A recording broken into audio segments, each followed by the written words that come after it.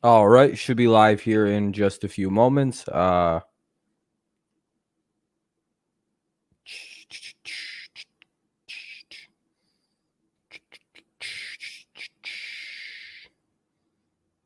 right, after there we go. Now I just want to make sure we sound all right. All right, after there. What's up, Daniel? What's up, Furry?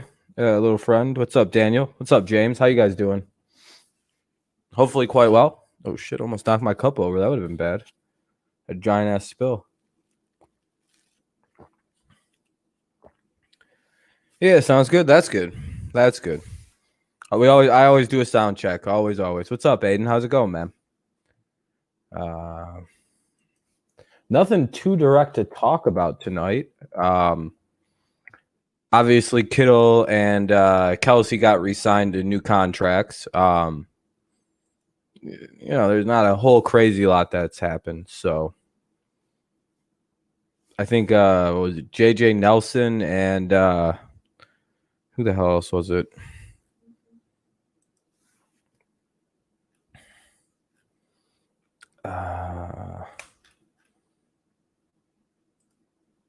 I forgot who it was, but who?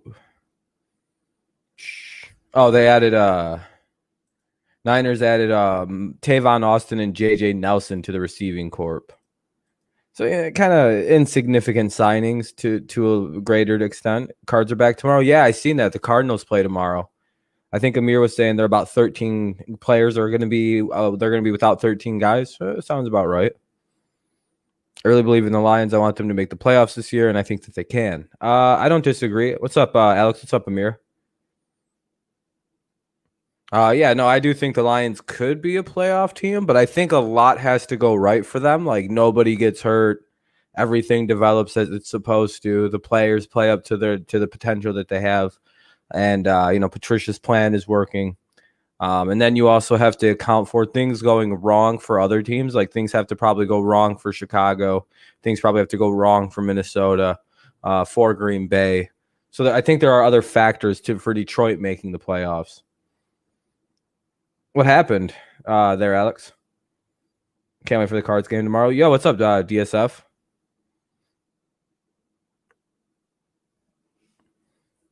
Tavon Austin is going to be more of a... yeah, I would imagine he's special teams, but I know they're without Deebo Samuel, so they they kind of had to make do with something and get somebody. DSF equals a hater. Damn.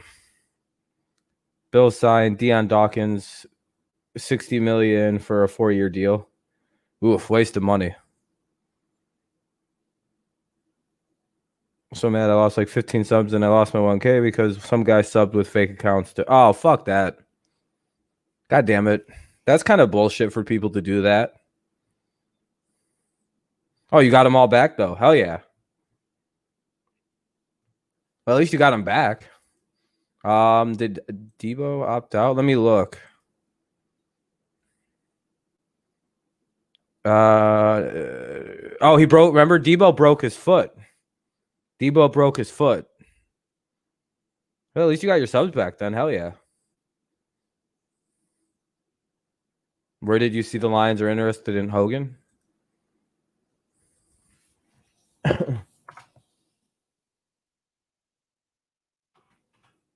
Hold on.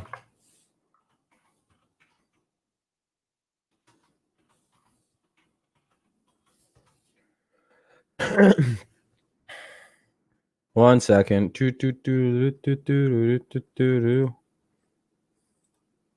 I seen it here on Twitter by Field Yates. The Lions have worked out a group of wide receivers today with quarterback Trevor Siemian, made up of Chris Hogan, Shelton Gibson, Krishawn Hogan, and Keon Hatcher. So that's where we found that from. What's up, Mr. Trump? Oh, you didn't know that? Yeah, Deebo broke his foot, so he's probably going to miss a little bit of time. Yeah, I would imagine Clowney gets signed by the end of the week, right? Because now everybody can try out. You can see what's going on. What's good with everybody. Yeah, Hulk Hogan right there. Hell yeah, brother. But yeah, the former Patriots tried out with the Lions. Well, but whatever.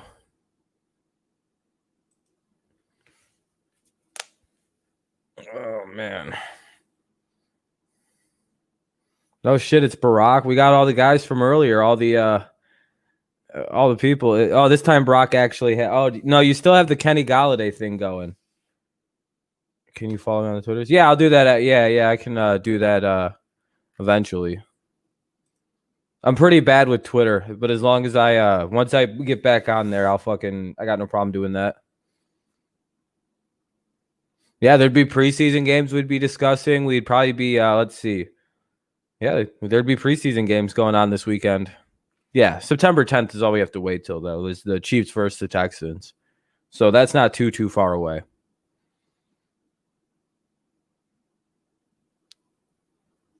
To the Titans, we'll see. Has he expressed interest in wanting to play with the Titans? Has Clowney? Because I would imagine Vrabel would like a guy like Clowney. Well, what's up, Michelle? But I don't know if Clowney wants to go play for Tennessee. He seems to be very picky about who he's going to go play for, is Clowney. So, yeah, my muscles are getting pretty big. I know that. Titans have expressed interest in him, and they also have the money. Is their interest mutual? Like, I would imagine, yeah, the Titans are interested and they got money, but is he interested in Tennessee? What's up, Tony Hawk? And if I was doing a bubble system, I think not, because I don't think, yeah, Alex, no, I don't think they're doing they did nothing. Like, I don't think they're going to do what baseball did. Pretty much just have teams implement imposed protocols and have league protocols they have to follow. And, I mean, I think you can look at the success minus the St. Louis Cardinals that baseball is having, the 12,000 tests they did over the last week, and then they have 4 positives. So baseball essentially is doing very, very well without the bubble. I mean, if it wasn't for the Cardinals players making that mistake that they made, hey, how's it going over on Twitch?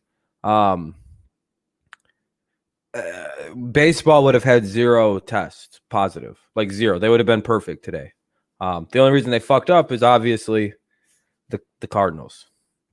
So we don't need a bubble. Yeah, the NBA is doing amazing, but why are we looking at like baseball and going, baseball's doing even more amazing, considering the fact if it wasn't for the St. Louis Cardinals, they would have just zeroed. They had 4 tests come back positive out of 12,000. So that's more tests than basketball. There's more traveling.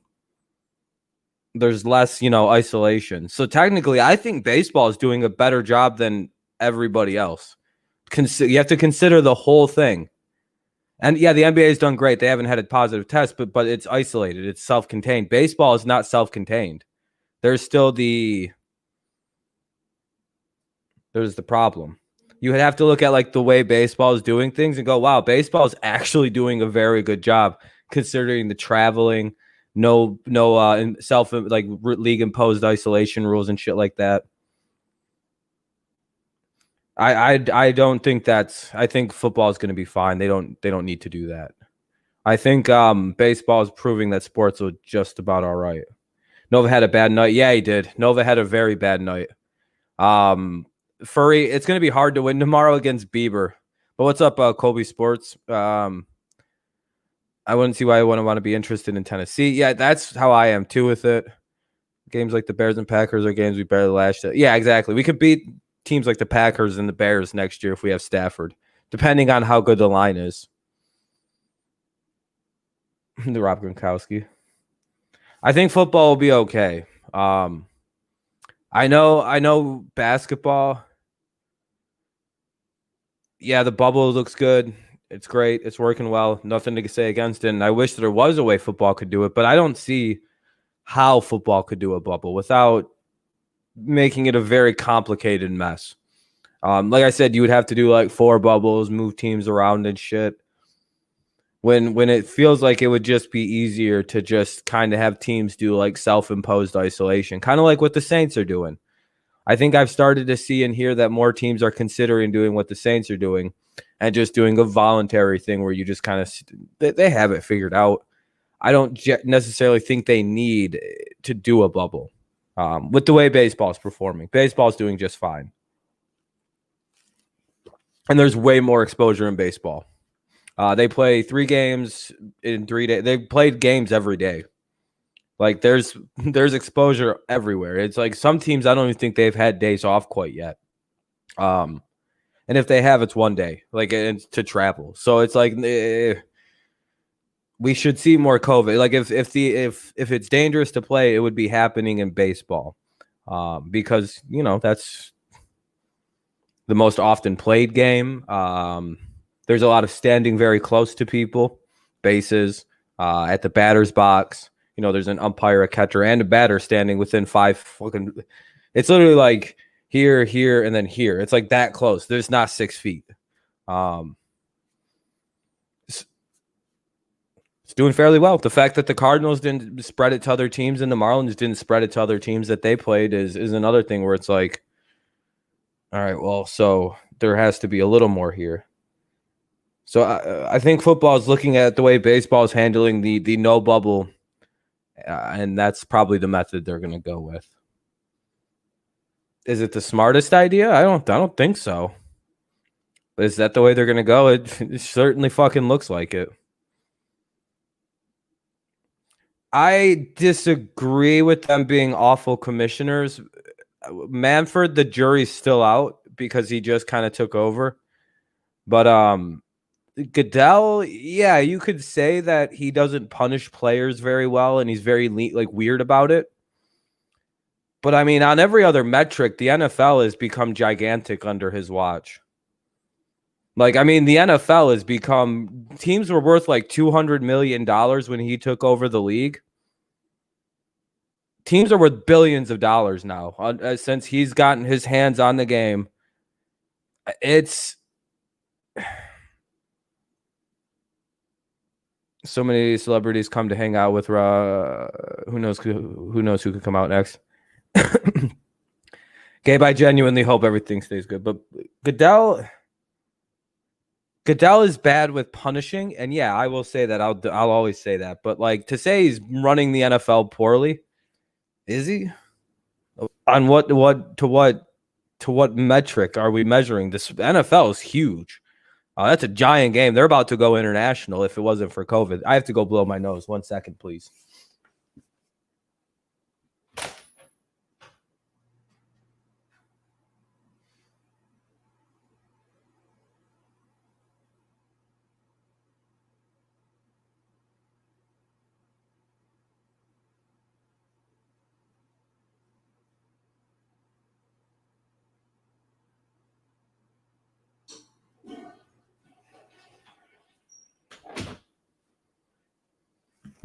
See, I've always been an anti-Goodell guy. Like, I don't like Roger because he goes hard after the Patriots.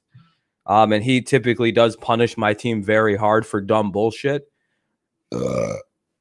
And he's a horrible punisher, right? Like, he cannot suspend people correctly. He gets shit wrong a lot.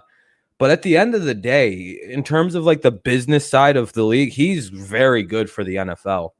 TV deals have gotten enormous under him. I know it's a lot of the players' work, but he does a lot of shit that we just don't get to see. Adam Silver is very, very, very talented because his mentor was David Stern, who is really good. I think whoever takes over after Roger Goodell is going to be one of the best commissioners we've seen in a sport. Personally, I don't know how Rob Manfred's so bad. He took over Bud Selig, who was like amazing. No, he wasn't. He was the guy who resided over. Was Bud Selig the steroid guy, or did he take over for the steroid guy? Because I'm pretty sure, much like whoever his predecessor was, Manfred is covering up the sign stealing scandal. Yeah, Bud Selig ruled. He just basically said, fuck it. We'll just suspend everybody if they come out with steroids. He was so good for baseball. God, dude, my nose is so fucking stuffed out right now, and it's really angering me. Look how good Dana White been doing with the UFC, still having fights every week, and even if a fighter tests positive, the fights still go on. Yeah, Dana's got it figured out because he got that. He's, it's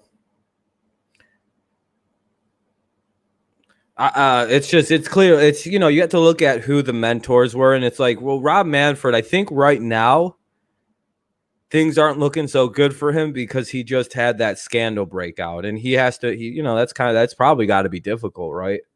Imagine you're very new to the job, and within the first 3 years of you becoming the commissioner of the entire MLB, the Houston Astros are busted, the Yankees are busted, the Red Sox are busted. A whole bunch of teams are potentially busted for using electronic equipment to steal signs. Now, that's not against the rules yet.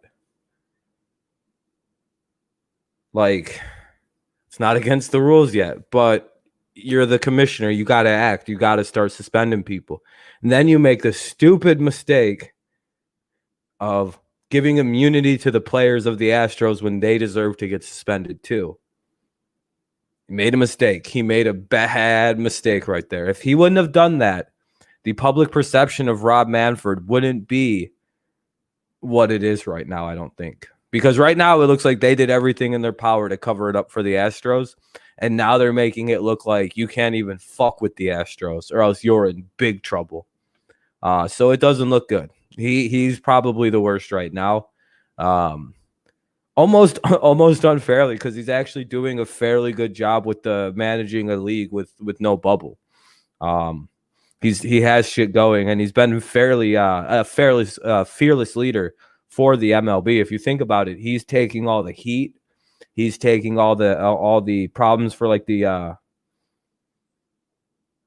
if I was the Astros, I'd loophole that shit. Yeah, it isn't. It is a loophole. Technically, it's not against the rules. It was, and I don't know how they didn't, like, more teams didn't just go, well, technically there's nothing against electronics, it's mechanical. Mechanical means I didn't think electronics counted as mechanical. But apparently the MLB decided that it does count as mechanical to use a camera. I think that's where because technically what the Astros did was not technically cheating. They pulled the Patriots.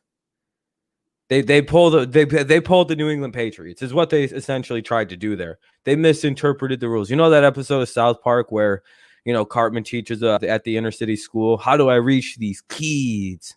That whole thing. That's basically Cartman. That's basically the Astros. That's basically, they did the same. Well, we read the rules and we thought that would be okay, but we didn't. How do we reach these kids? The definition of a machine isn't an electronic use. See, that's the weirdest thing. That's where you could be technical with it and use the Patriots. Well, the rules technically said we couldn't do this, so we did that. And the MLB went, you can go fuck yourselves at Houston Astros. That doesn't fly here. What do you think this is? Do you think I'm Roger Goodell? Manfred basically went, do you think I'm Roger Goodell? Do you think I'm going to buy that bullshit excuse from you? And the Astros went, we called Bill Belichick, and he said to just give that excuse. And he said it would work. He said, and then Manfred was like, yeah, but I'm not Goodell. I know how to punish people. I'm not the Astros' fault the league didn't study their SAT words. Exactly. There's the difference between electronic and mechanical. Technically, they're not wrong. They didn't cheat. By any metric, they used electronic devices, not mechanical. And if you look up the rules, there's no rules until like 2019 against using those devices. Did the Astros cheat? What's up, Juicy? What's up, Chiefs fan? Yeah, they did. They did. Did it help them? Probably not that much. I mean, Greinke's been calling out the pitches he's been throwing and gave up a run. Like I've always made the argument. Did the Astros really cheat? Not really. It's not cheating to know what pitch is coming. It doesn't help you hit it. Look at what Zach Greinke's been doing for the Astros. The dude is literally going, I'm throwing a slider, or and then he's like screaming out the pitch. the whole disagreement, you can hear what he's throwing. Doesn't help. You still have to hit the ball, which is why I really love when Astros fans try to defend themselves. It's like, dude, just bring up hand-eye coordination. Be like, oh, yeah, knowing a fastball always helps. Zach Greinke is giving them one of the greatest defenses I've ever heard.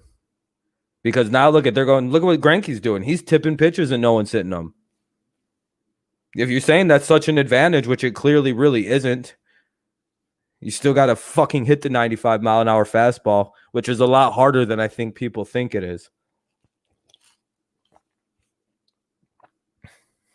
Yeah, but the Astros treated different, and that's wrong. Yeah, they're getting the Patriots treatment. And at the end of the day, yeah, they cheated. And is it wrong? Sure. I'm sure your team has never done anything dubious. I'm sure all of your teams that you root for are Saints. I'm sure of it. I'm very, very sure your teams don't have some shady shit going on right now. I'm sure none of your teams steal scouting reports. Some of your teams, are a steroid factory. Some teams like the Seahawks pop Adderall all the time. Hey. Yeah, the Saints never cheat. They just bounty gates and all sorts of just fun shit going on in sports, right? The Vikings and the Falcons pumping crowd noise before COVID. They're the ones that taught the rest of the sports leagues how to pump in crowd noise. Steroid fat. Oh, you mean I meant more the Broncos that won all those Super Bowls with Shannon Sharp on the team. The thing that nobody talks about with the Broncos was Sharp, Terrell Davis. You know how much steroids that were being done on those Broncos teams. Yeah, let's not talk about. Yeah. There's a whole fucking team called the Bad Boy Pistons that played dirty as shit and won titles, or at least won one. And we kind of like them. They're kind of at least people in Detroit love them. They're kind of we've romanticized cheaters, but we hate when teams get caught cheating in the moment. It's very strange. It's very, very strange. And I don't know what that is. You know what I mean? Yeah, you look back and go, technically, there's a pitcher in baseball that threw a spitball. I think Gaylord Perry threw a spitball, and he's like romanticized as one of the greatest pitchers. You know what I mean? The dude literally spit on the baseball. That's altering the ball. That's cheating. That's literally that's worse than what the Patriots have ever done to a game ball. They spit on it, gave it extra fucking spin. Steroid Factor, I thought you were talking about Manning, Super Bowl 50. Oh, yeah, not that Steroid Factory Manning. Or whatever Brady's taking to still be playing at 40. I'll even give it to my guy. Whatever the fuck Brady's doing to still be playing at 43 years old and looking like he's 27. That's bullshit. I don't know what he's taking, but he's going to get busted soon enough, right? If he's doing something. TB12, and Tom's literally my favorite athlete that's ever played sports. Come on. Really? He's lasted till 43 years old. The most unathletic motherfucker to ever play sports at that level is 43 years old and still kicking and looks healthier than when he was drafted. Bullshit. That's impossible. What's up, Sadwords? Fuck the Broncos for beating us multiple times and beating us in the 2015 AFC title game. Yeah, they'll never take away the Astros championship. You can asterisk it. Would I die for Brady? No. I said it then when Brady was in New England. Yeah, I think even all Patriots fans go, Brady's on something. Because all of a sudden he got big. Like he even got like physically bigger 2 years ago. It's like, Tom. What are you doing, Tom? What are you taking, you cheater? But again, would I die for Bill? Potentially. Did you guys see something about Brady? Yeah, I think we would take a bullet for Edelman. You know how angry I am? You guys want to know something? That makes me so mad, and I think every other Patriots fan is really jealous because look at how Brady's gonna be rocking it out in Tampa, dude. Tom's wearing a visor now. What the fuck happened? Now he's gonna be cool. Drew Lock is a killer. The fuck is this? Brady's wearing visors now. He's got the new helmet, by the way, if you could tell. Look at the new mouth guard. See? There's a new helmet. Look at these new mouth guards. Boom, boom, boom. We all know what Brady's helmet actually looks like. That's not it. Those are those weird modified ones. How cool does Brady look with the visor, dude? How you guys got to admit, Brady with the visor goes weird hard. That's a cool look. He's even got a smile on, like, yeah, everyone likes Brady with the visor. Yeah, I know. Brady and Gronk turn into the cool version themselves. Fucking bullshit, dude. We got lame, corny Tom Brady. Now it's gonna be cool Tom Brady. He's gonna watch. He's gonna be able to scramble. He's gonna rush for 1,000 yards this year. Guarantee it. You can look at who. You tell me that quarterback isn't running for 1,000. You tell me that guy right there isn't about to bust out in 1,000-yard rushing season. Tampa Gronk has a beard? No, he doesn't. No way. God damn it. No, he doesn't. Oh, come on.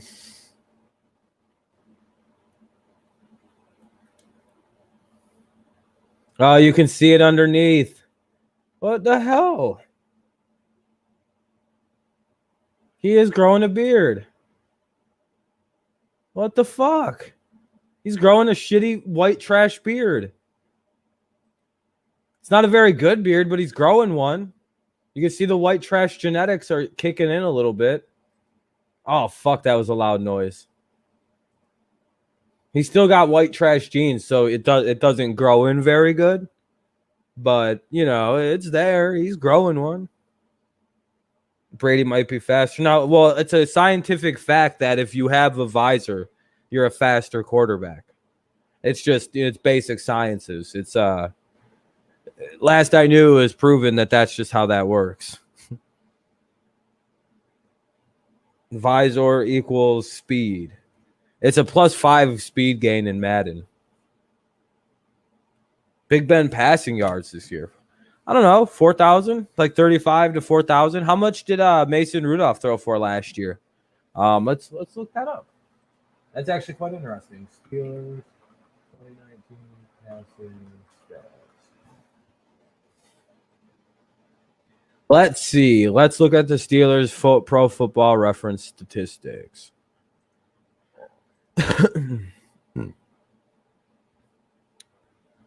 Team stats and passing. They threw for just under 3,000 yards, as Nathan said, as a team. So you could imagine they'll probably go for about 4,000. Yeah, the visor makes you aerodynamic. Yeah, it's probably going to be right around 4,000 for Big Ben this year. If they threw for 3,000 without a real quarterback last year, that's a 4,000-yard passing offense.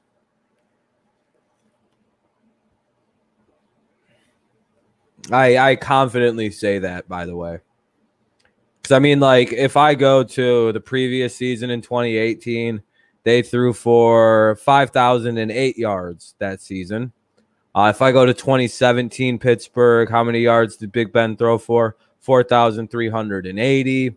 The 2016 Pittsburgh Steelers, Big Ben threw for 4,202 yards.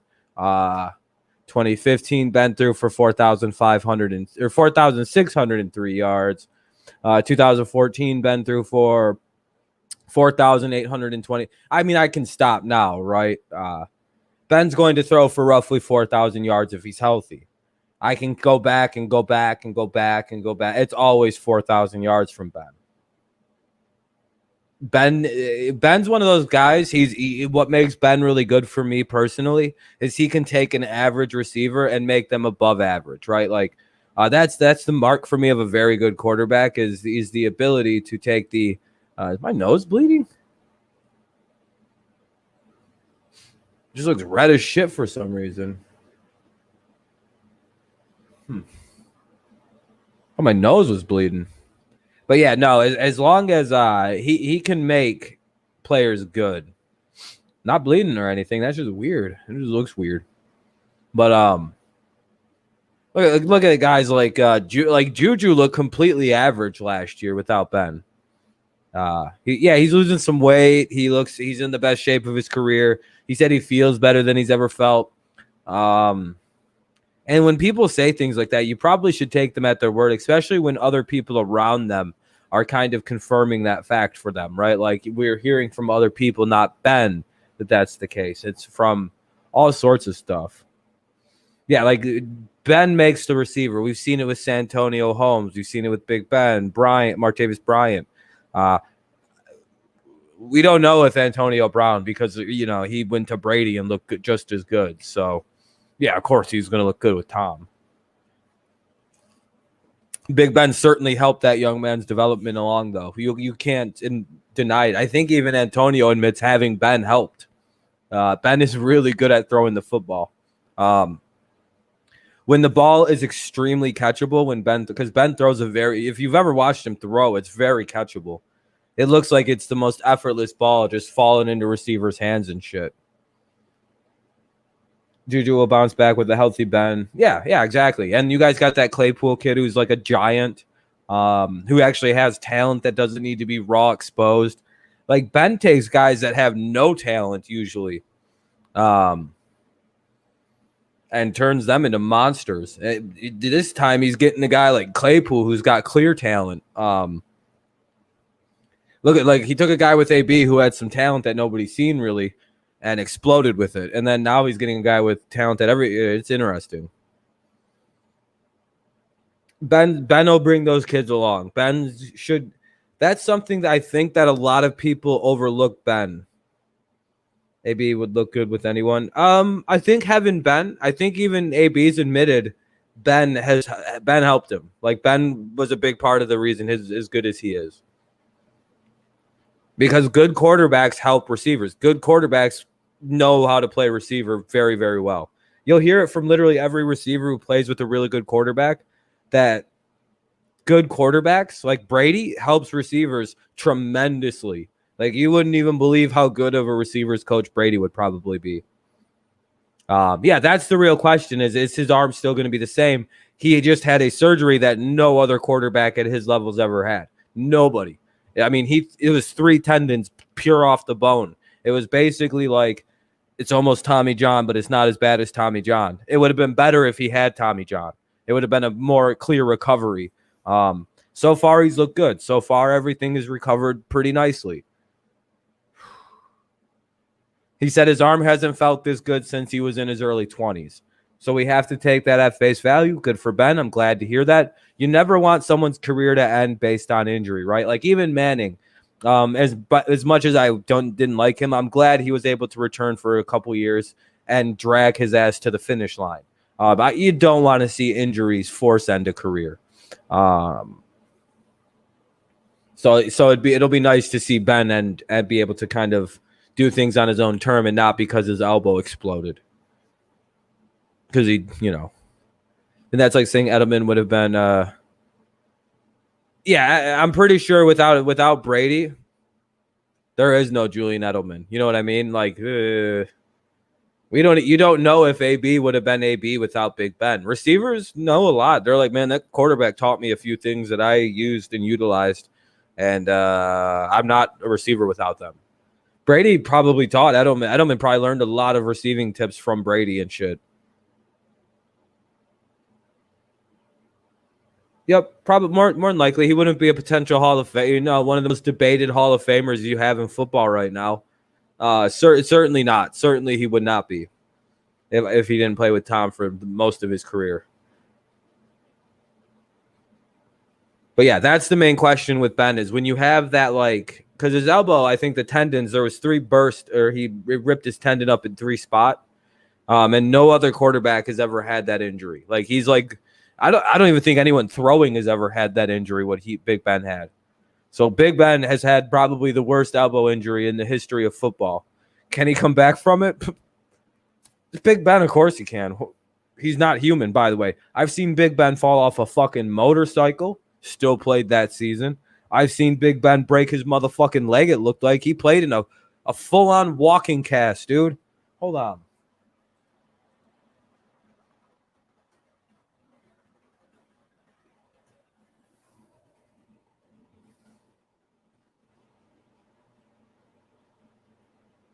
Hold on a second. I'm trying to find this motherfucker when he wore a boot and play in on some goofy looking shit.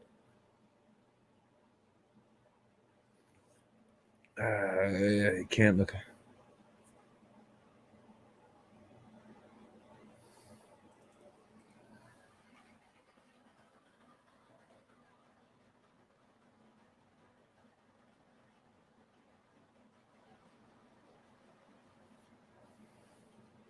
The hell is it?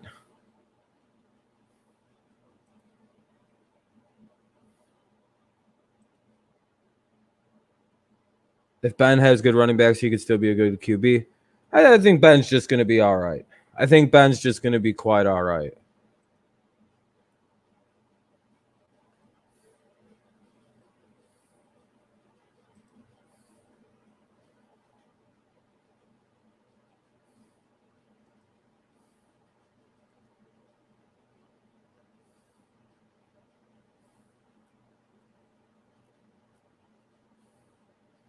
Hold on. Hold on. I've almost found what I'm looking for.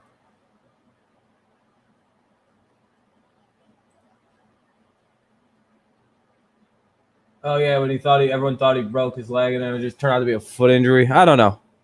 Not the biggest deal. Sorry, I had to look up some stuff. Either way, the dude's invincible. If the dude has a hilarious injury history that he winds up just being able to somehow play through. Dude's made out of Teflon. Like, you throw him down. I'm just checking something real quick.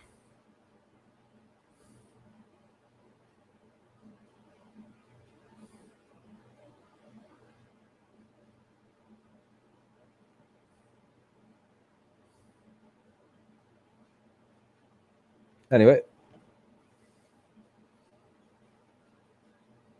I don't know, but yeah, Ben can still be a good quarterback as long as he can recover. Like, it's kind of on a similar vein as Tua for me, right? You want to see it before you know what you want to see. I want to see Tua get hit and get up and be fine. You know what I mean? Then I could be like, all right, he recovered good from that hip injury. That's a pretty gnarly hip injury that he had. The only other person that we know that's had it at that level of sports is fucking Bo Jackson, and he only could play baseball after. And that even fucked his baseball career up just a tiny bit. So we have to see how well Ben can recover, seeing as now he's the only guy to ever fuck his arm up that bad to need that surgery and play football. Again, I don't, and you know why? You're supposed to work out and keep your body in shape when you play pro sports. You'll blow your fucking elbow up like Ben. He's a walking example of why you shouldn't do what he did. Yeah, he's a freak of nature, hilarious, right? Ha ha ha. Ben didn't work out. You know what that led to? His elbow pretty much fell off. Like that's what happened. He had 3 tendons just sever, just break. They just snap, kapop, kapop, kapop. It's almost disturbingly disgusting.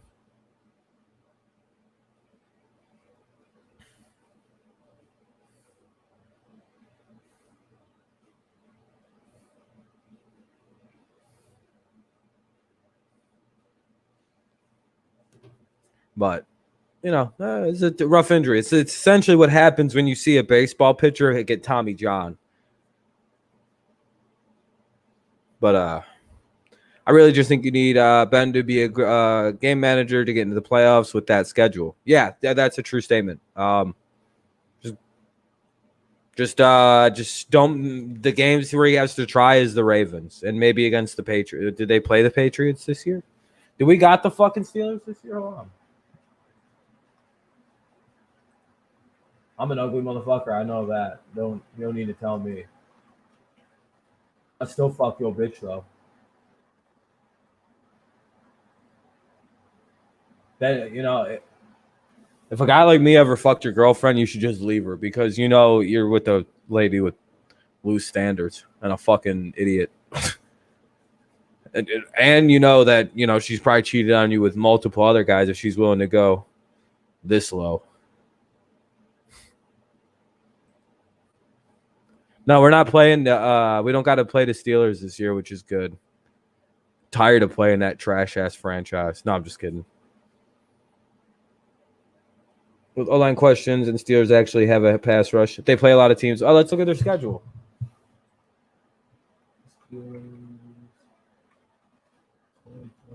Schedule.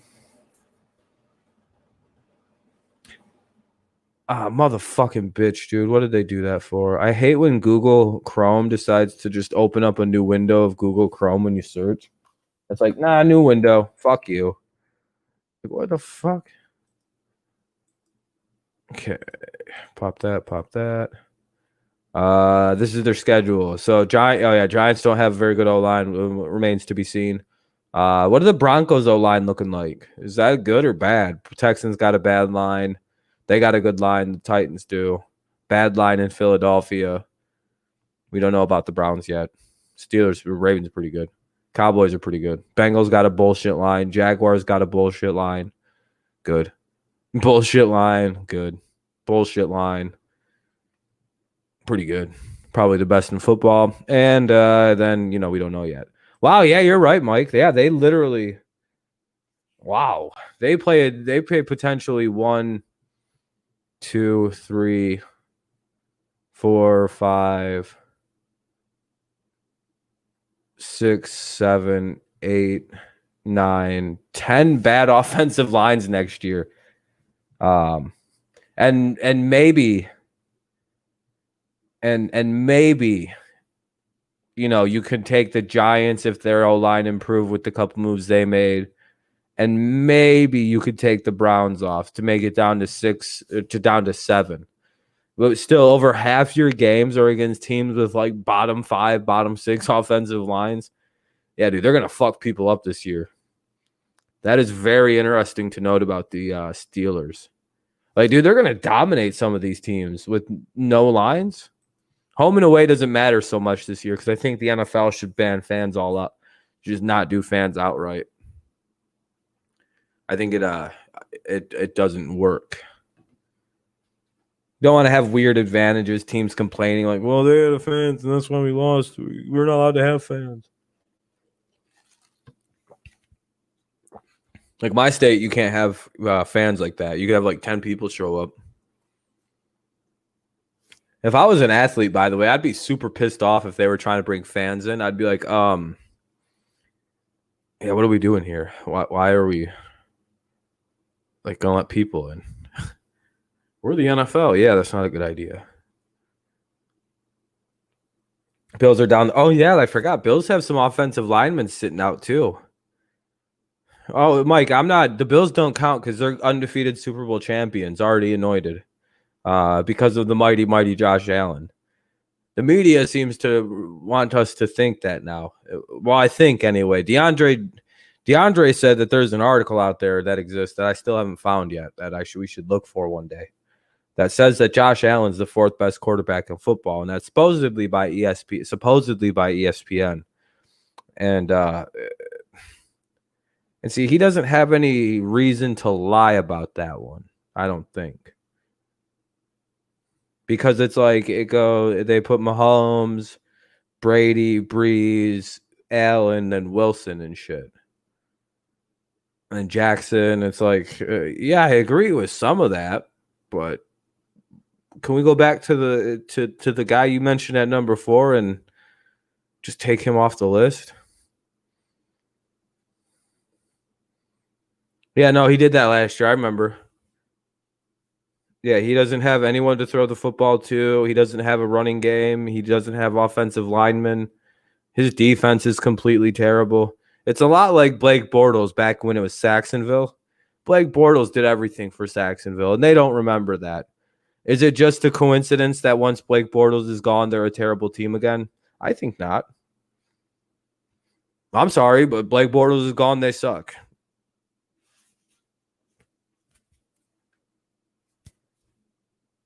Am I looking into things, or is that correct? Like, as soon as he's gone, they're like a 1-win team again.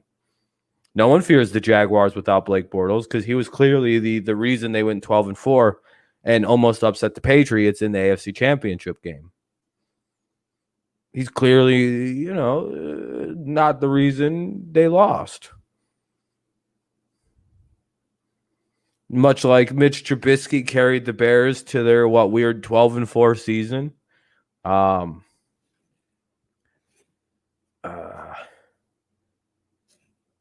Case Keenum, the Vikings, 12-4. Look at, they haven't gone as good since Case was there. I'm just saying. Maybe we should stop doubting these flash in the pan fucking guys that I have like an 100% call rate on. Mark Sanchez.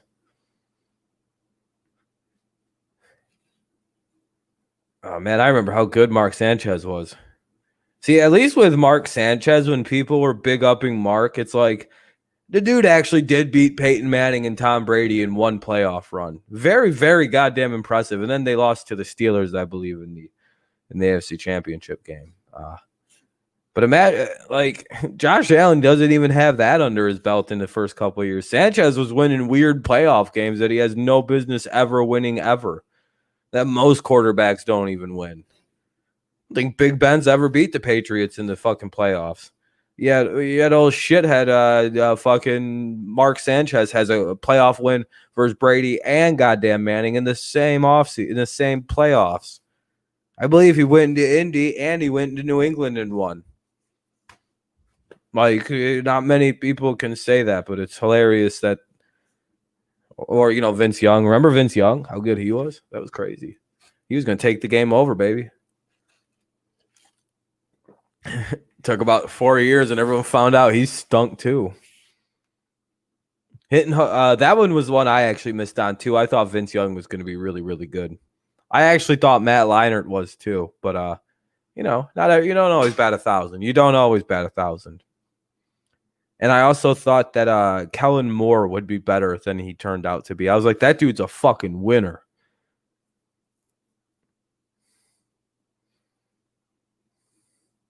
But yeah, Vince got Fisher, so that's not very fair. For anyone I mentioned that played with Fisher, please don't take them in.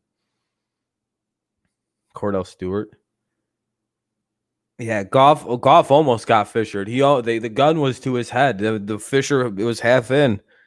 And then all of a sudden, this weird little fucking ginger grabbed the hand and went, no, it's okay. My name is Sean McVay. I'm a good coach. And Goff was like, all right, here, take my other hand. I'm right-handed. And he was like, and McVay was like, yeah. Start throwing the ball forward, Jared. Just,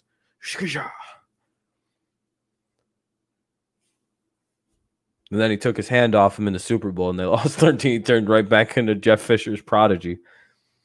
He's just like, what happened to Jared Goff? We don't know. We haven't seen him since the NFC Championship game. That motherfucker disappeared after that game. McVay came out of nowhere somewhat out of nowhere. He was around in Washington as the quarterback guy with like Kirk Cousins and Robert Griffin III. He was kind of involved with that whole scene. And then I think he went with Kyle Shanahan down to Atlanta. And I think he was involved with the weird Matt Ryan situation too, where they like crafted Matt Ryan into an MVP. And it's either he came from Washington or Atlanta directly as from like a quarterback coach. If I'm not mistaken, that's McVay's path. Hold on.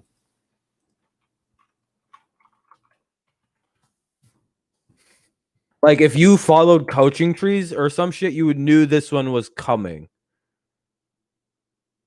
Okay, it's only been Washington. I don't know why I thought he went to I'm sorry, I apologize. It's only been with Washington. It sounds like he was part of the what's the name? Sounds like he was part of the Mike Shanahan days of Washington. And then he was friends with his brother. Obviously, Kyle leaves, he leaves.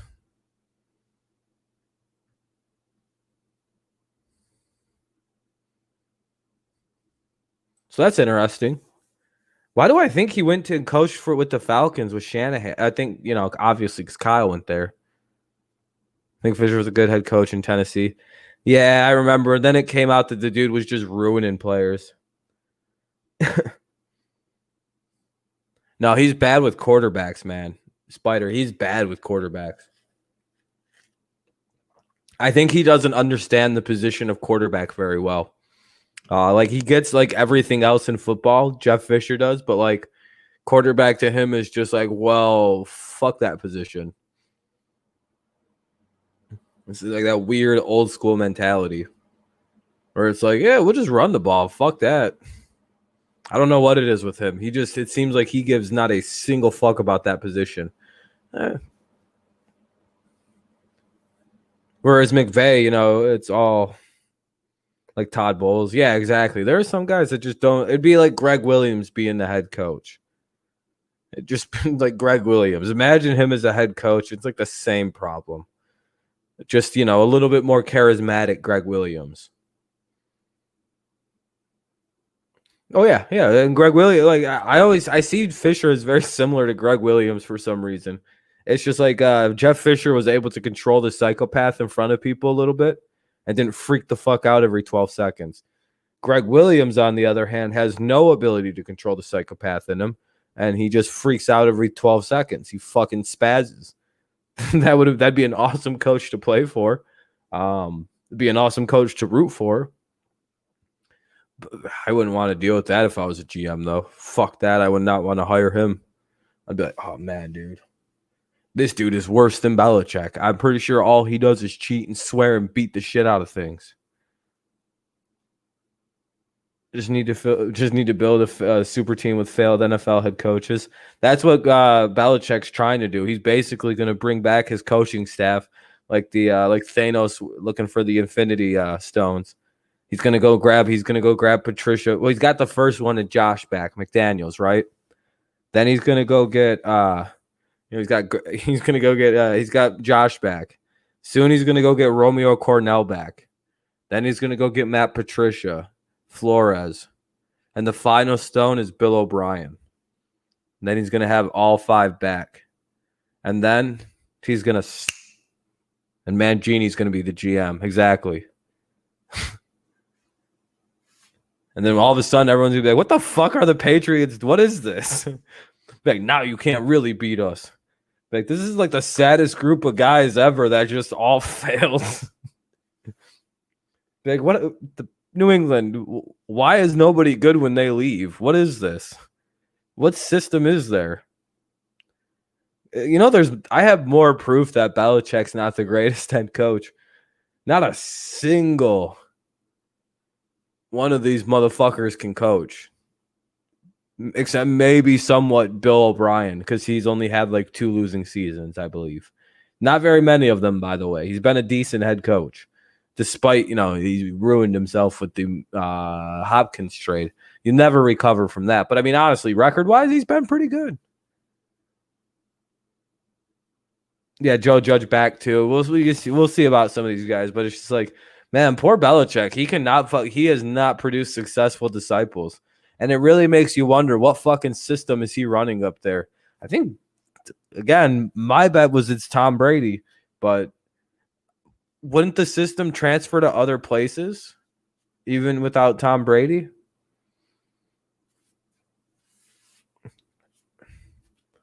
See, that's another thing that I think that kind of monkey wrenches the fact that a lot of the Patriots wasn't Tom Brady. Like, no, this Patriot system and the Patriot way don't work anywhere else but New England so far.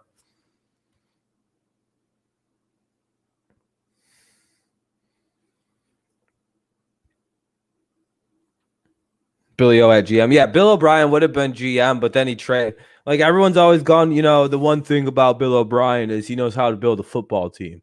Like, yeah, sure, he's kind of weird about, some decisions he makes in terms of coaching. But the motherfucker he traded DeAndre Hopkins.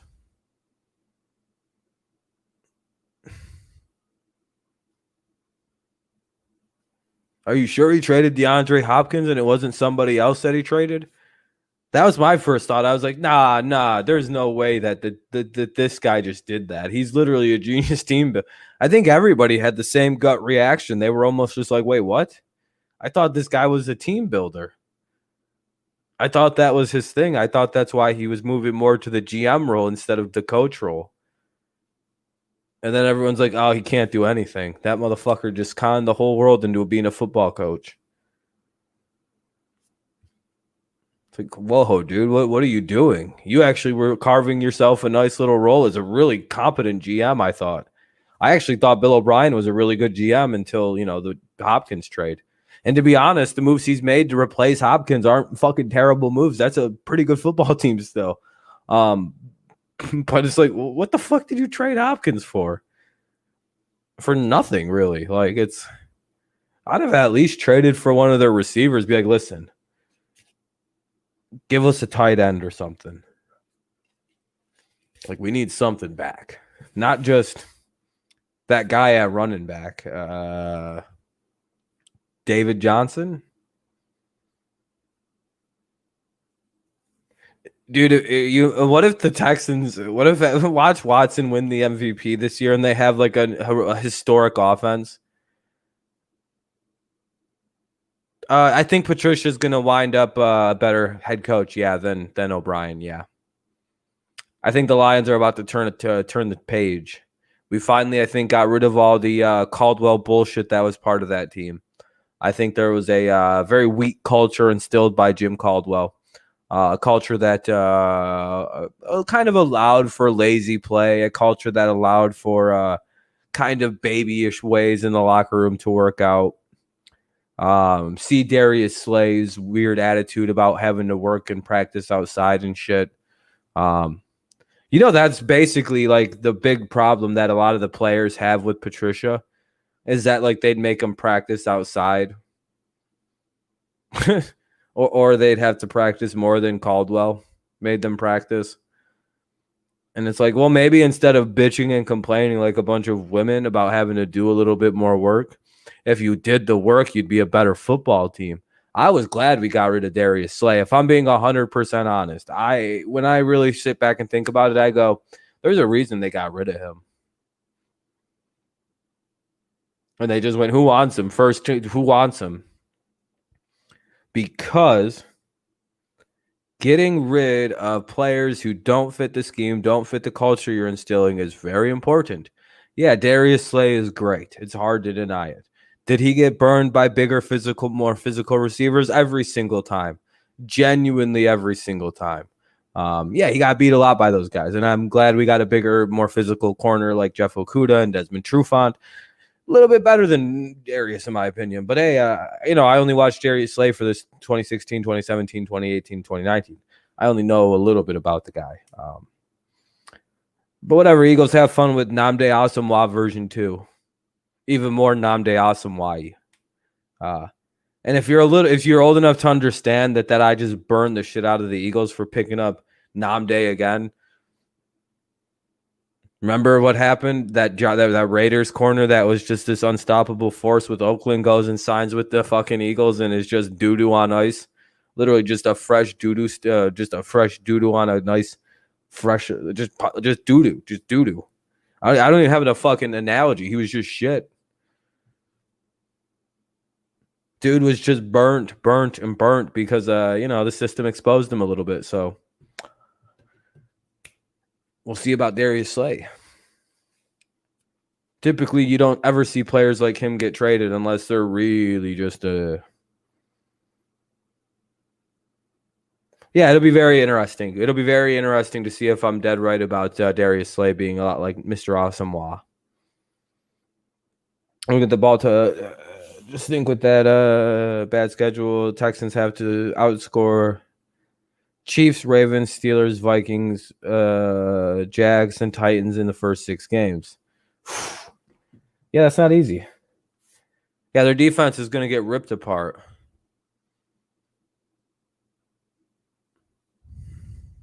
Yeah, that defense is dog shit. I'm good, Stone Cold. What's up, man? Yeah,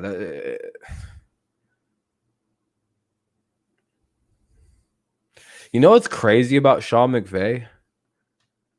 Dude's 34 years old. He was born in 1986. Fucking barely older. He's 7 years older than I am. That's fucking crazy. Imagine I started coaching next year. Like, that's basically what it was for him. Dude started coaching in 2008. So that would have been 12 years ago when he was at the ripe age of 22 years old.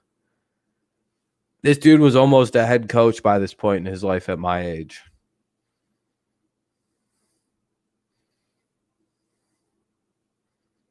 Been listening for 10 minutes? Hell yeah, man. This is kind of just a disjointed talk tonight. It's not anything super focused. It's all over the place.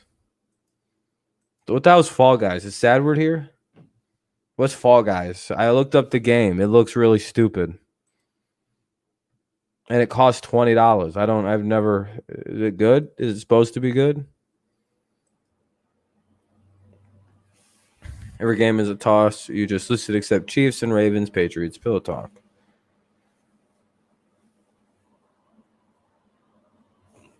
You're also done with Romeo Cornell. Yeah, I'd get rid of him too. Some guys like Ebron are a cancer. Now he's on a really shitty team. I mean, Ebron's on the Steelers. What are you talking about? Big Ben's about to abuse Eric Ebron. Well, Steelers fans are about to find out about Mr. Ebron.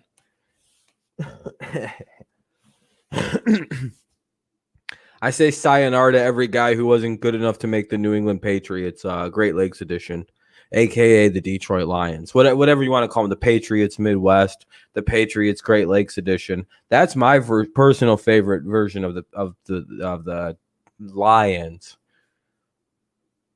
You know, they only have the Patriots talent scout, the Patriots former defensive coordinator. Oh, shit, what the hell? The Patriots defensive coordinator. It's just, you know, and half the team of the Patriots. I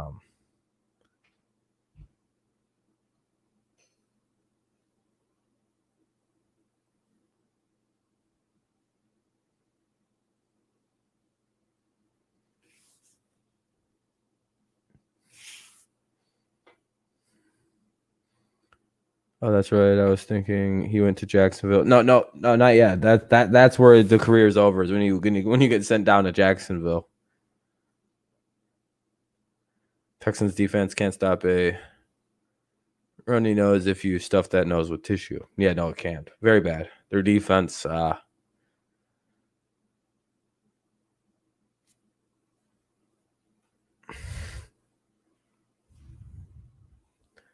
I don't know. There were times when it. I don't know. I guess we were saying the same things about Kansas City's defense, and they came up big late last year. I guess still giving up like 20 points a game, like over 25 a game. That's really not that good.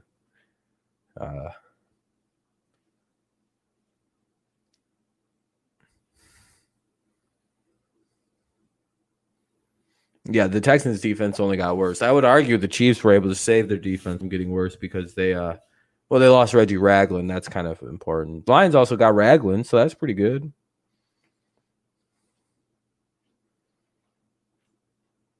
Yeah, but they lost key players. Yeah, I was gonna say I feel like the Texans lost they lost to that Jonathan Joseph guy at corner.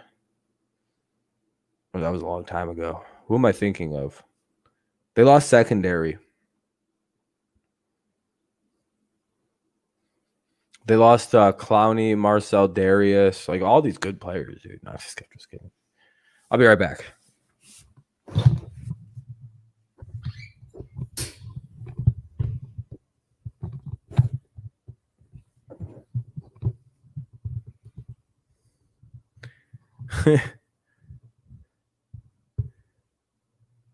You remember when the Bills? Deshaun is so good. Yeah, he is. Wasn't it the Bills that drafted like some defensive tackle or something when they could have drafted Reggie Bush? It was just like, and the Bills select Marcel Darius, and everyone was just like, "What the fuck? I thought you guys were gonna take Reggie Bush." If I'm not mistaken, that was one of the greatest moments of my life.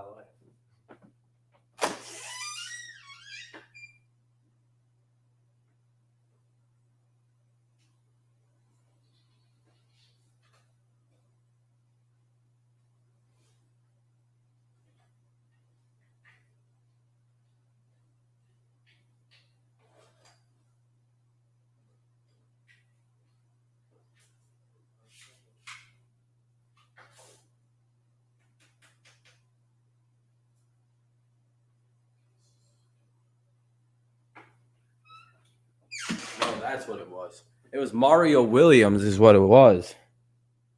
No, Mario Williams is who it was. A Reds player just tested positive. Oh,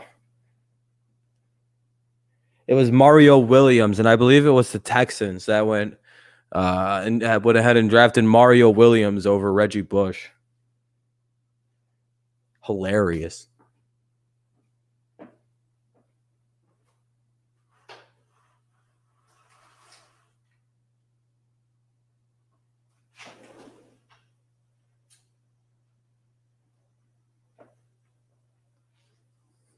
You ever think about like if a guy like sits and thinks about like the mistakes he's made as a GM and going, man, fuck Reggie Bush. And that's just the end of that. Like the try to get Reggie Bush ends right there. Honey Badger looked a whole lot better on the Chiefs and cards than he did with us. Yeah, Honey Badger, you guys were using him incorrectly. You guys got bad defensive system.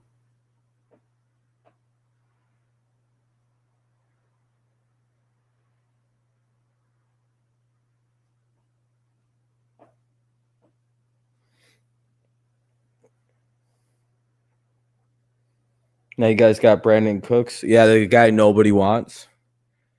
Damn it. That sucks for the Reds, though.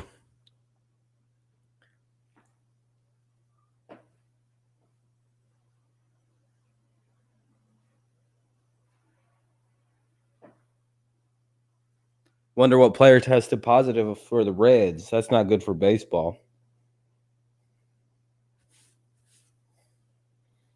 But yeah, I don't know what to think about Brandon Cooks. It seems like nobody wants to keep him on a roster. It just kind of seems like everyone's like, yeah, we're pretty good on Cooks. Fuck that guy in particular.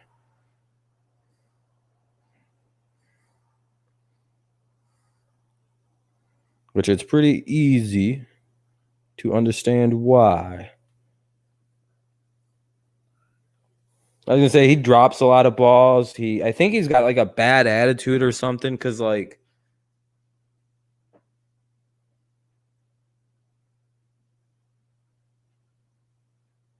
despite like being a halfway decent receiver, like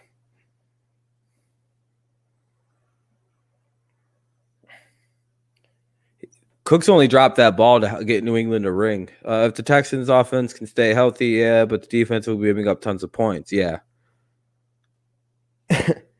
I like Brandon Cooks. He got us a Super Bowl, man.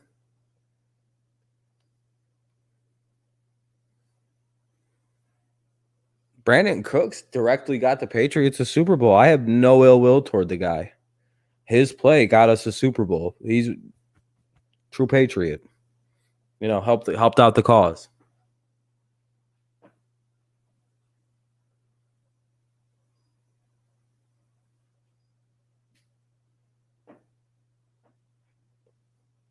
He knew the only way to defeat them was to get on that team and drop. Cooks owes New England a ring after the Super Bowl 52 bullshit. Yeah, I know. Fuck that guy, dude.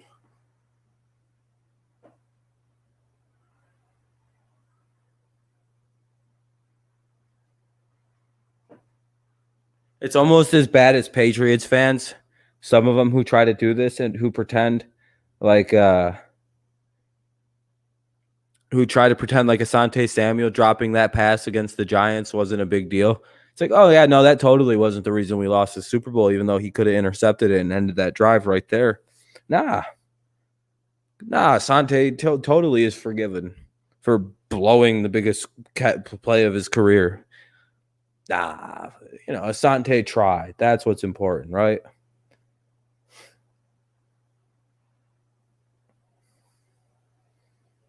That's what ultimately matters. Asante Samuels tried. So you think Bob Quinn will make a move to get someone to help with interior pass rush? Didn't they pick up Danny Shelton?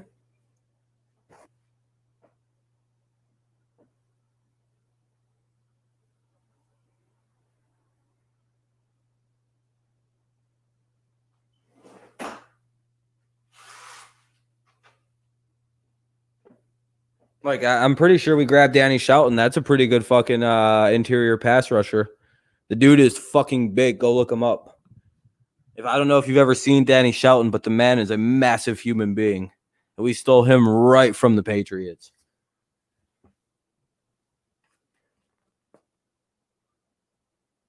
Like go after like a Marcel Dare. I don't know. I think Danny Shelton is severely underrated along with the Okawas.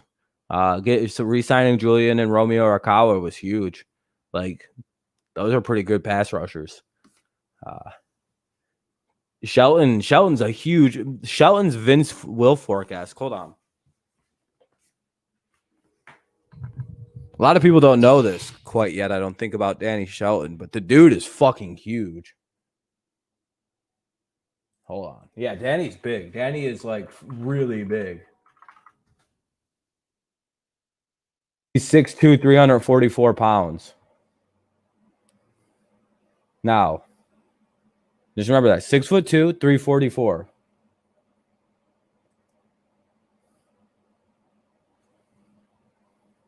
Here's just some pictures of Danny Shelton. Man's a big boy. That's a big boy at nose tackle.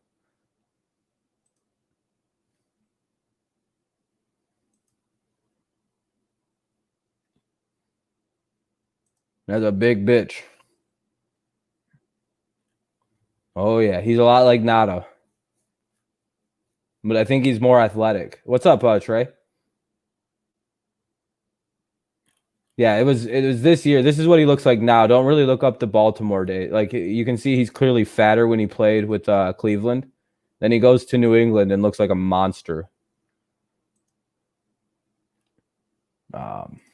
Here's something I want to do though. Just remember 344. Vince Wilfork weighs. Remember how big Vince Wilfork was? 6'2", 325. That was Vince Wilfork. What was Danny Shelton? 6'2", 344. Bigger than Vince Wilfork. And we stole that guy right the fuck from the New England Patriots somehow. Trust me, that one is one of the worst ones they could. That one hurts the Patriots. Trust me. Of all the moves that actually hurt that team, Danny Shelton leaving is probably one that fucking stings because Bill Belichick uses guys like that very well. Like those big, like 344 plus guys. He uses them, but like I think Patricia uses them just as well. Yeah, for about 3 or 4 years. I know he was with us with the Rams Super Bowl. I don't remember if he was with us with the Eagles, though.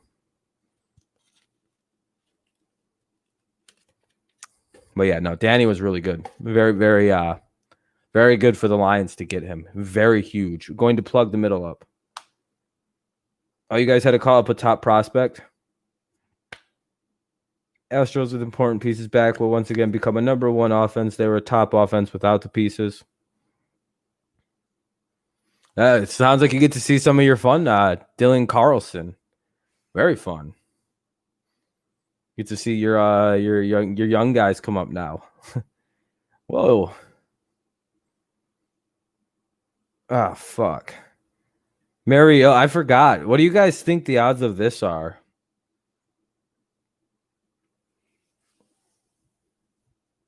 No, but I'd imagine he's not quite bad. What do you think of Nick Williams? The kid from Auburn, right?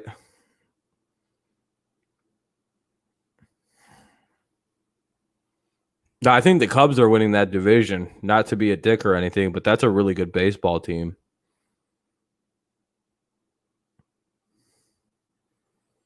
It's going to be really hard to Cubs are going to be fucking the Cubs are really good this year.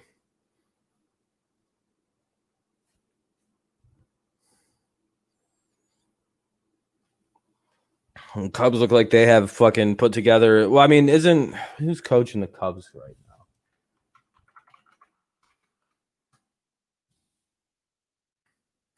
Oh, it's Theo, dude. It's Theo Epstein, dude. Like, what are you gonna do about that? Let's go down to their team. David Ross is the manager. Yeah, it doesn't matter. It's a fucking Theo Epstein. World Series pick right now.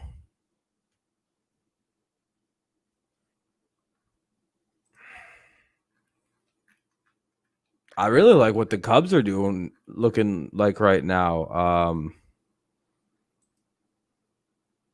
I know they're losing right now, but they're 13-4. They're looking pretty nice. So, like, if we have to look at it right now,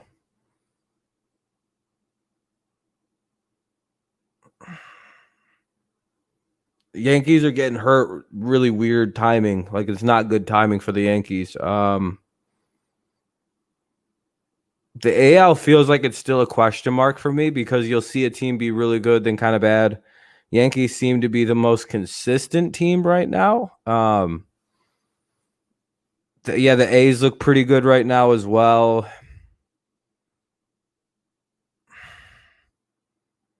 I'd say the American League is really up for grabs at this point still. I really can't put my finger on the American League. It feels like things are still changing. Like there's still injuries. You hope Yankees in the world. Yankees could get there. They just put Aaron Judge and Stanton on the disabled list though. Yeah, I wouldn't be surprised if the Twins win the American League, even though they've stumbled a bit. The Astros will be competitive in those regards. So I would say it comes down to about 3 teams out of the American League, 4 teams if maybe you want to include the A's. Because you out of the American League, you could see the Twins, you can see the Astros, you could see the Yankees, or you can maybe as a dark horse see the the fucking weird ass A's. Or maybe even hell, I don't know, the Orioles. I don't know. It just seems like there might be a weird team from those are my 4 most likely, with the A's kind of being the wild card. With the National League right now, it feels like it's going to just fucking. It seems like the fucking Cubs are walking away with it.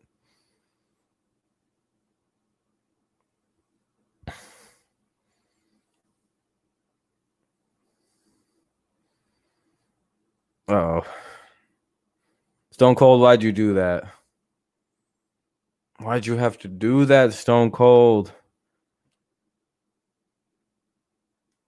Mariners? Yeah, I haven't. If you haven't heard anything about a team, that's usually not too bad.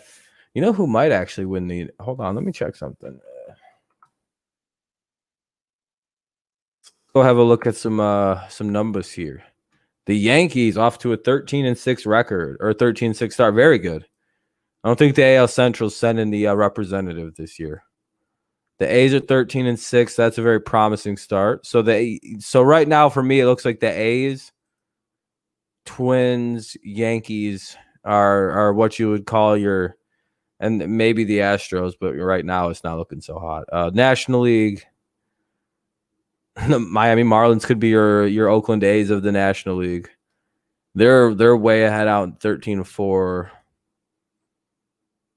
The Padres cooled off down to 11-9. The Dodgers are obviously looking good. So, well, I gotta stop share screen on that. Dizzy says, "Can you read this?" What's up, Dizzy Cheese? Thank you, Stone Cold. I appreciate the sub.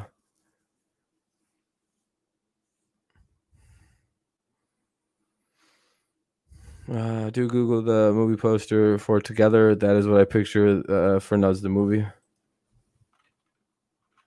Movie poster.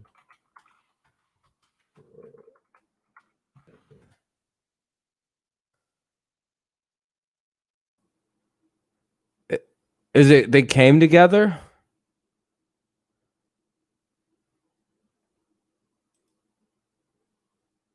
Or is it like a kid like on a violin tightroping? What? Hold on.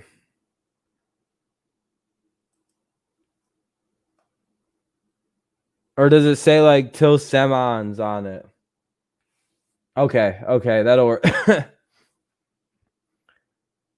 That'll work. Reds stink. Astros.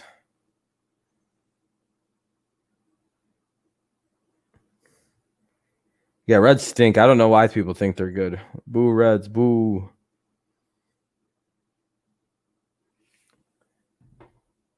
Trey, how does it feel to be the new Patriots? It's a rough fate. It's a real rough fate to have, to be the new Patriots. I feel like the Reds are actually getting it way harder than the Patriots ever got it. Like, or the Astros are. The Astros. Like, yeah, we're the Cheatriots, but it seems like people are really angry with the Astros for some reason. It's like we rooted for you motherfuckers, and I don't understand what it is, why people seem angrier about the Astros. Together 2019. Okay, that helps.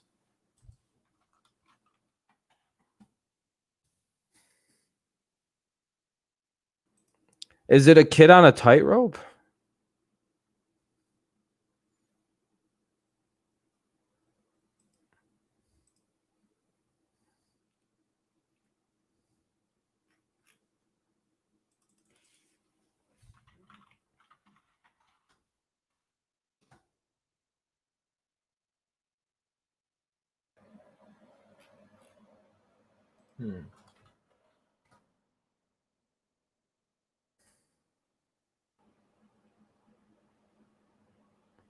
I can't find this for some reason, dude. I don't know what this is. Every time I like type in something, it won't give it to me. It's a guy with multiple masks.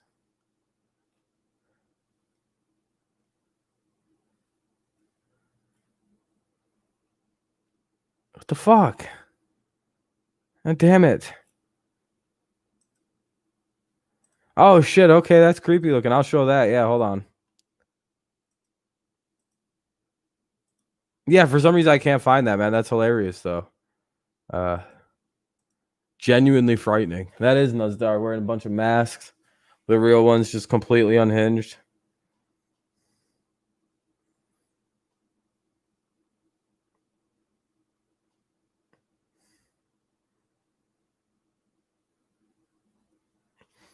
The Cards coach. Fucking Mike Matheny didn't the Cardinals just get a new head coach because they they fired everybody else because they stink. Fucking Mike Matheny's coaching the Royals now for some reason.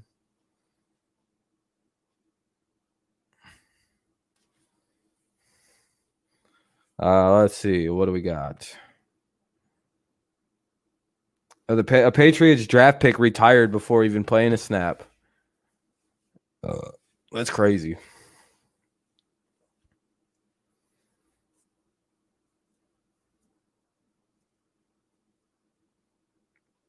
Yeah, that's brutal schedule the Cardinals have, by the way. They have to play 21 games in August. They're gonna play 21 games in August and 32 games in September. Good luck to the Cardinals. I hope you don't die during that weird schedule you have coming, but good for Sean O'Malley. Hopefully he wins. Hopefully he wins that the affair.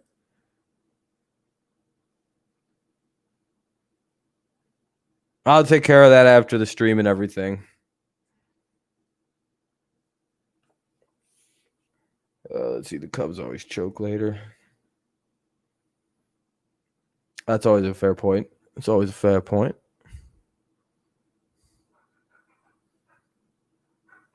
Thought AJ Hinch was bad at managing pitchers.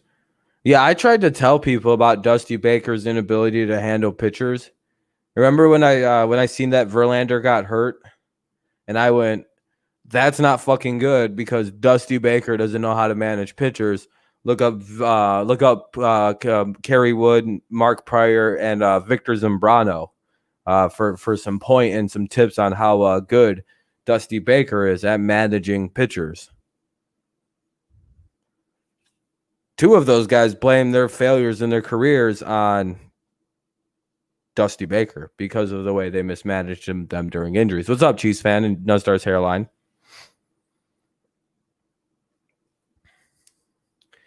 Big problem with the Cubs is, for the Astros right now, is Dusty Baker cannot manage pitchers.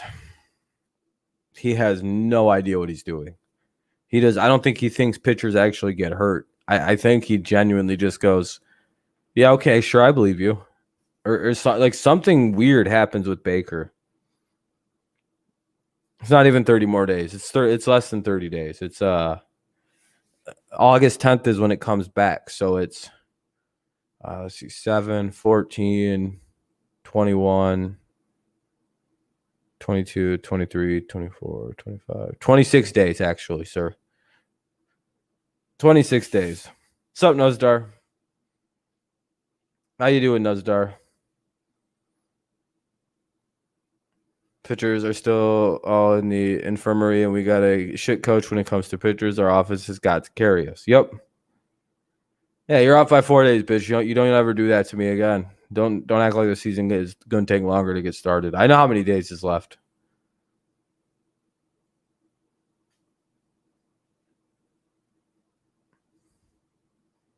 I counted the days on the calendar I got. It's a virtual calendar. Paid $20 for it. It's got like a calendar thing that rips off like it's a new day every day. When I turn my computer on, it's like so I paid $25 a month for is for that to happen. Some people say I'm bad with money. But how many other people do you know that have a clock calendar or a calendar on their computer that tears their own date off for you? It's like I'd pay $100 a month for that kind of service, personally. Patriots aren't going. Nathan just says that because he's angry because his team can't beat the Patriots. It's like a sad thing of fate.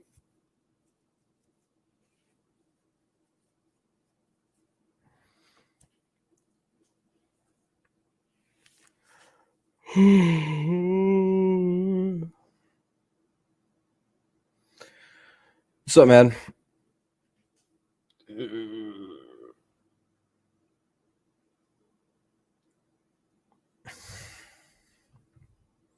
Starting to get bored.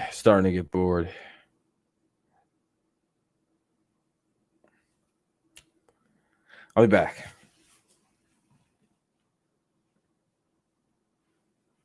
Why? Because you're sad that Rodgers can't pull a visor off because he's fucking terrible. What's up, Brady is better than Rodgers. How you doing, my friend? I'll be back. 2 seconds.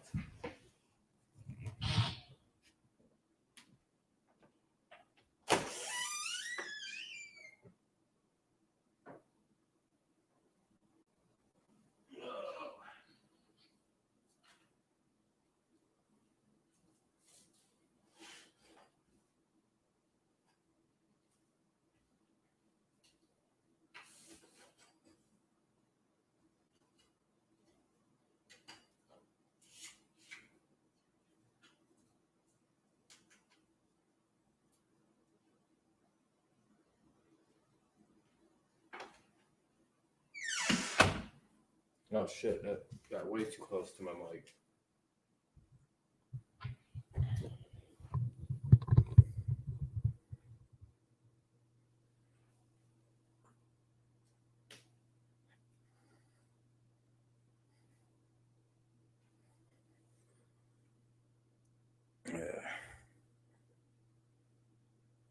Yeah, I'm not really. Chiefs and Seattle. I don't know about the Chiefs. The Chiefs' defense is really bad.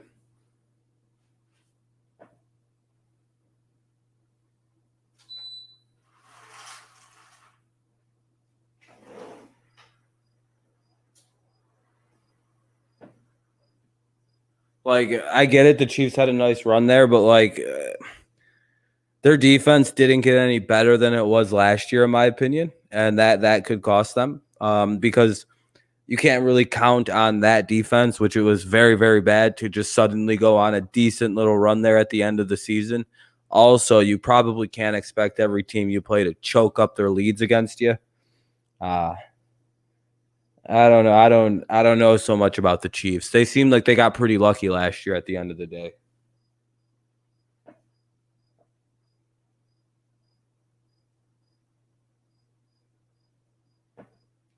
Literally every team they played choked up a good size lead. Like, I believe the Titans choked away a lead. I believe the who else did they play? The Texans choked away a lead, and the fucking 49ers choked away a lead.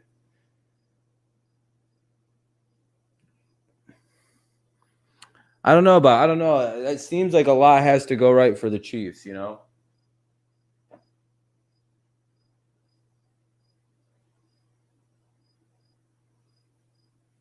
I mean, I'm not wrong. There was 3 blown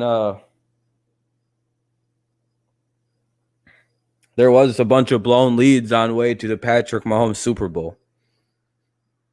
Now, was that because, you know, what was that? Was that the defense being bad, then getting a lucky break and playing good the rest of the game?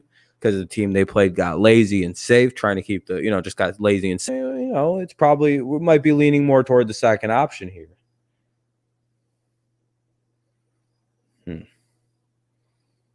Hold on a second. What the fuck's this? Okay, never mind. I thought it was lagging for a second, so I had to like leave and come back. I don't think Dalton's gonna get the job over Dak.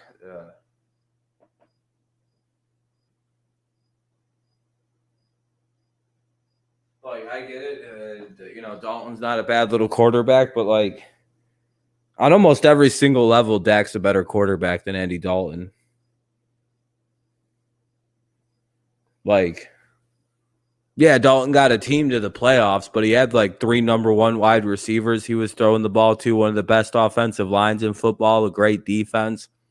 Dude literally needed everything perfect around him. And the second they started taking things away, he literally just went, yeah, we're like one of the worst teams in the NFL now. And it's like, all right, yeah, we get it. Dalton's good, but like, what if Dak throws for 5,000 this year? I mean, is Dalton still the guy to go with? And are we going to blame the offense of the Cowboys last year for the woes that team suffered? Like, are we really going to blame Dak for the reason that team would give up 30 points a game to some real garbage-ass teams and was soft on defense? Yeah, Dalton's a good backup for the Cowboys. I think so.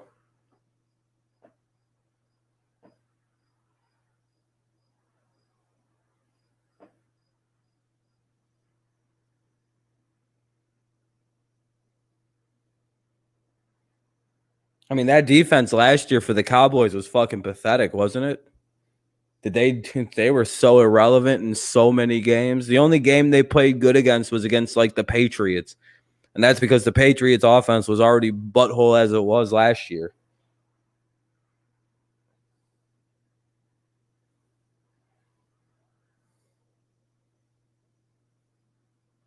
Yeah, I genuinely.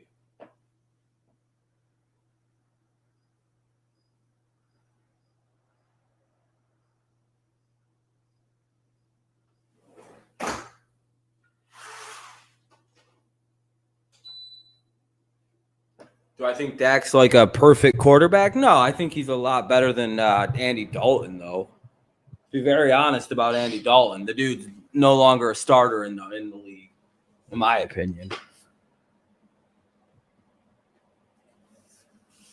Jason Garrett. Eagles' offensive line is terrible. That's going to be the Eagles' biggest problem. Like, the more I look at more and more into things, it's like, oh man, the Eagles' offensive line problem is really bad.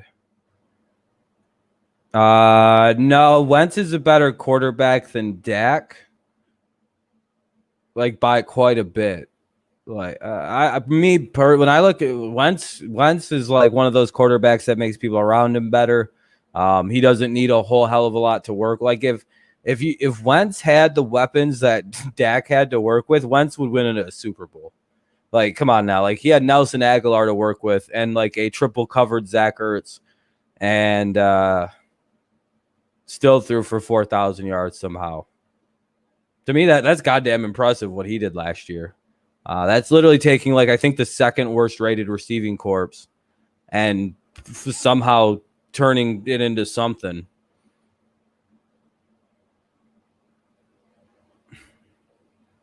I don't know how the fuck he did that last year. To pull off what Wentz pulled off last year with 4,000 yards with that. Well, I mean, he was getting his playoff experience. Then Jadeveon Clowney bounced his head off the turf like a basketball. Dung, dung, dung, dung, dung, dung, dung, dung. Wentz's biggest issue is people taking cheap shots on the motherfucker like his head is a basketball. Don't really know why the hell Clowney felt possessed to dunk his head off the turf, but he did that. And it's really, really, it's like, is that fair to count as his injury history? Can you name to me one player where you could go like, where a really good player or defenseman would take your head and smack it off the ground? I really don't count that as a fair injury to Mr. Wentz. Because, man, it's like, if you're a quarterback or any player and you can survive somebody taking your head and going ka-dunk with it, yeah, you're a freak of nature. I don't know how you did that. Wentz is going to be great. Yeah, but I mean,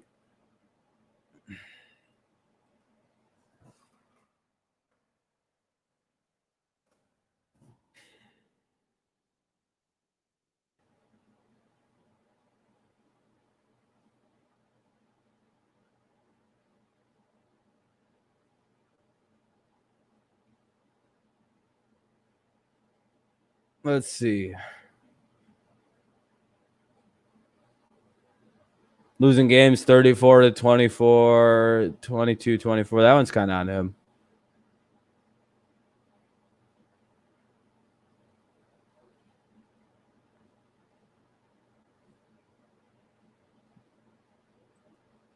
Yeah. Cowboys are out of excuses, though, if they don't perform. Wentz got to be more careful. What do you mean more careful? The hell are you talking about, Amir? The guy cheap shotted him. That's kind of a bad. That's not a good. I don't know about that take, man. I'm like, wasn't everyone like, yeah, we don't know why Clowney just grabbed his head and slammed it off the ground. I don't think I've ever seen anyone just do that to somebody, like, except Perfect, and they kicked his ass out of the league until like a couple months ago. He's back in, by the way. People can sign Perfect. If I'm a team and I hate a specific player, I'm signing up Mr. Perfect, and I'm going, we're gonna hold his ass out until we play this team. Then we're gonna let him go like a fucking cannonball. I'd be lighting Perfect up. I'd be like, all right, Perfect, we're gonna go play the Packers, and when we play them, you're going to go get Aaron Rodgers. Yeah, I don't know how careful you could have been. Like, he gets sacked and gets his head smacked off the ground, man. Yeah, running with the ball, yeah, that when he tore his ACL, yeah, you can make the argument you got to be a better runner. Like, that's kind of your own fault as a quarterback. I do agree with that. If you take off running and you get your ACL torn as a quarterback, that's on you. You got to be smarter than that. If you're like Brady and get your ACL torn because somebody digs their helmet into the back of your knee, oh, that's a whole different. That's bullshit. I think you should be kicked out if you hit a player like that. The first Wentz knee injury, yeah, that's on Carson. The idiot ran weird and didn't slide, and he just lets himself get tackled. But the head thing, that's just I don't know what the fuck was wrong with Jadeveon Clowney on that one. The back injury, it makes sense now that we've seen what happened to Matthew Stafford, right? He broke his back. Like, we already seen Wentz and Stafford suffered very similar injuries, but they shut Wentz down that year. They were 5-6 and then finished, I believe, what was it? Like, they finished good enough to make the playoffs because they won their final, 6 games or whatever, with Nick Foles as a starter. Yeah, that was impressive what Nick Foles did. But they both broke their backs, Stafford and Wentz, that same season, almost in the same week. Stafford can play through the season thinking there was something to be had. The Eagles looked at it and went, Yeah, no, fuck all that. We're shutting Wentz down. He's not getting hurt. Fast forward to this season, Wentz puts his team on his back and carries them into the playoffs. Stafford breaks his back in like week 8, and he was done. We won 3 games.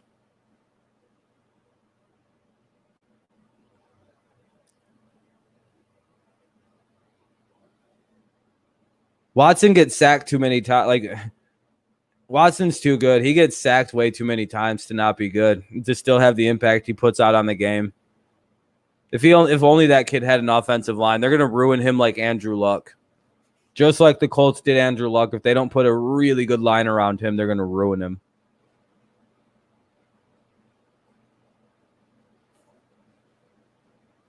No one thinks Watson's any good. That's okay.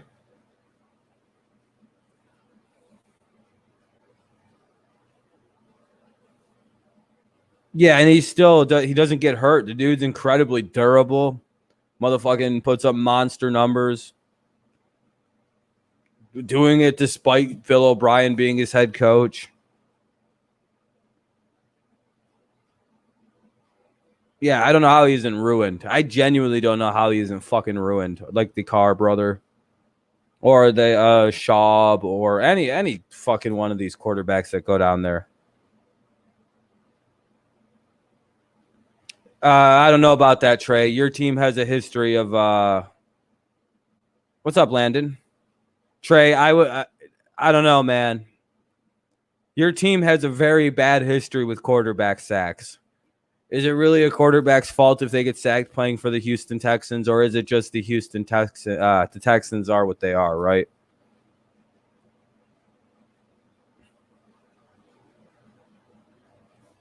No, I think Bill O'Brien's system is really good. The Patriots ran it until Brady left. Don't shit on Bill O'Brien's systems on offense. The Patriots have been running a modified Bill O'Brien scheme since Bill O'Brien left the team. It's like a weird modified version of whatever the fuck Bill O'Brien did with Brady, because they really helped. I'm doing good, Land. I'm doing good.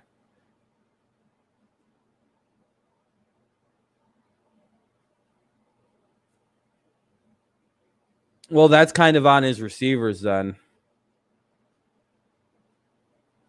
Yeah, getting Tunzel. I think they also get a guy back from injury who's going to be quite big. Because I know they drafted somebody that got hurt last year, so that was a big loss. So they'll have him back as long as he turns out to be. I don't know. As long as they protect that kid and give him a little time. Sometimes holding the ball, it could be a multifaceted problem. Is receivers aren't getting separation and getting open quick enough, which would be interesting to kind of a knock on DeAndre then a little bit.